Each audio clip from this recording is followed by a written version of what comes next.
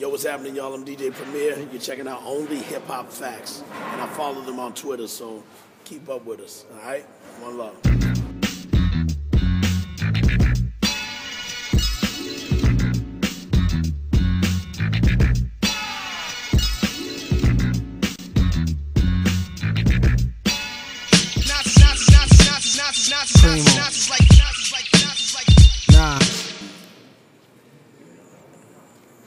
I watched Large Professor make It Ain't Hard to Tell, One Time for Your Mind, and the It Ain't Hard to Tell remix all in one day. Whoa. Yeah.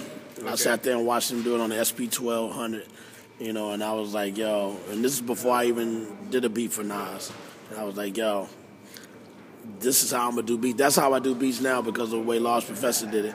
He would just walk in and just make it right there on the spot. That's how I do.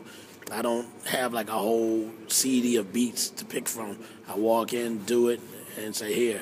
And, you know, so thanks to Large Professor, you know, and Large Professor taught me how to filter samples.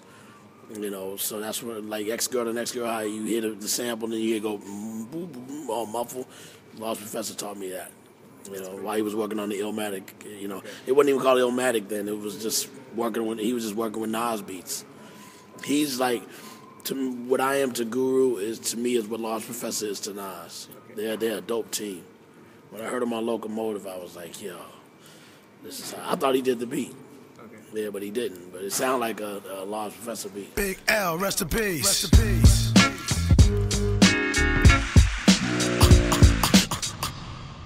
I watched him and Showbiz argue over their knowledge of Malcolm X while we were waiting for Fat Joe to come to the studio to record The Enemy.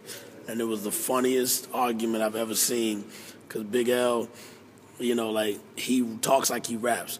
So he'd be like, yo, Show, you know what I'm saying? Yo, fuck that, man.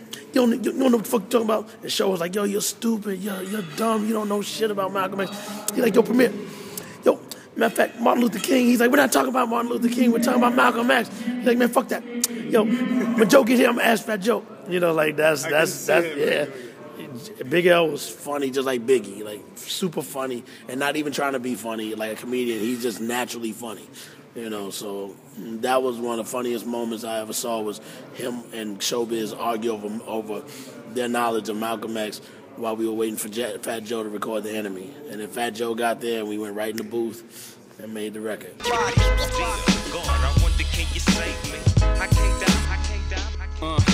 And Jay-Z is the only MC that did not want to fix a line in a song because he thought it was exactly right. And I finally convinced him to fix it. But he was like, nah, it's right. It's right. And I'm like, yeah, but you know, you could have said it a little bit better on this line. He's like, hey, it's right. I'm not changing it. I'm like, all right, it's your record. He rhymed over the phone and did the whole thing and all the scratches and everything. Yeah. Guru used to do the same thing. Yo, scratch this and make it do this and this, and I would just make it sound dope. But, you know, any dope idea, I'll take it. About me,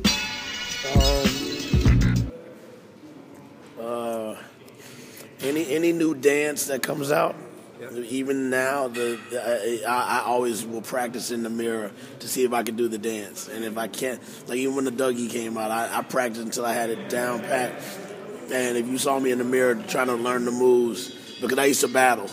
I used to battle them other breakers and b-boys. So to make sure I still got it, any new dance that comes out, even my nieces and nephews would be like, Uncle Primo, they call me Uncle Primo. They're like, Uncle Primo, you don't know about that dance, and then I'll do it. And they're like, wow, you know the latest dances, because they don't think I can do it because I'm older than them, and they're teenagers. But when they see me do their dances, I did the pop lock and drop it. I did the Dougie. I did the what's another new dance that's out for the kids now? The Aunt Jackie. You know, I did it all. Oh, that too, but I'm not doing that one. But yes, I practiced that one too. So I did all those. Yeah, I did all that.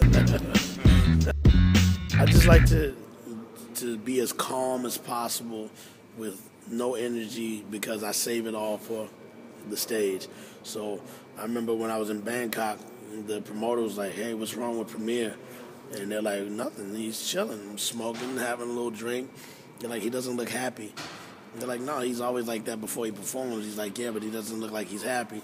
And he had never seen me perform before. And I'm like, "Yo," he kept coming to me, "Are you sure you're okay?" I'm like, I'm fine.